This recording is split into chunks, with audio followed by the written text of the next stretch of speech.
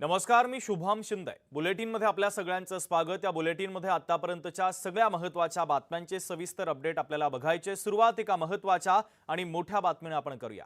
दिल्लीनंतर आंदोलकांचं दुसरं मोठं केंद्र बनताना दिसते ती म्हणजे मुंबई।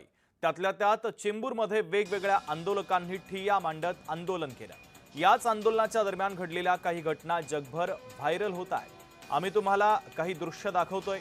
त्यातल्या एका दृश्यामध्ये मुंबई पोलीस हे आंदोलक विद्यार्थ्यांना पोलिसांच्या गाडीमध्ये घालून घेऊन जाताना दिसतायत। त्याच वेळेस काही विद्यार्थी त्या गाडीचा पाठलाग करतायत। तेवढ्यात ती गाडी थांबते। काही जण मोबाईलवर ही दृश्य शूट देखील करतायत। त्याच वेळेस तिथे एक जण येतो आणि बंद गाडीचा मागचा दरवाजा उघडतो। मग काय, आत कोंडलेले सर्व आंदोलक विद्यार्थी पोलिसांना गुंगारा देत धावत पळत सुटले।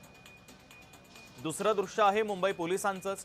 या गाडीत देखील काही आंदोलक विद्यार्थ्यांना पोलीस गाडीमध्ये घालून घेऊन जात आहेत। त्याच वेळेस एक मुलगी गाडीच्या समोर जाते आणि गाडी अडवते। पोलीस प्रयत्न करूनही ती गाडीच्या समोरून काही मागे हटायचं नाव घेत नाही। पोलिसांनाही कळत नाही काय करावं। हा प्रसंग बराच वेळ चालू राहतो। शेवटी पोलिसांना आंदोलक विद्यार्थ्यांना सोडून द्यावं लागतं।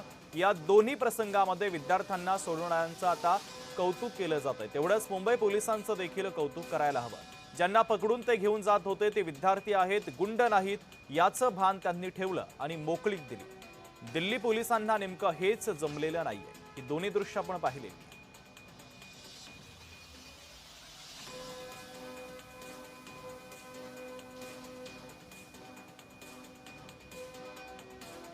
तर मुंबईमध्ये देखील आता अनेक ठिकाणी आंदोलन केलं जातंय। त्यातले त्यात चेंबूरमधील आंदोलनाची ही दृश्य आपण पाहतोय।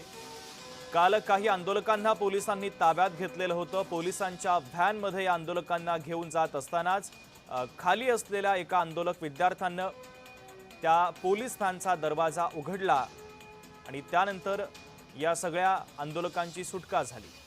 पोलिसांनी देखील या आंदोलकांना मुंबईमध्ये सहकार्य केल्याचं पाहायला मिळालं।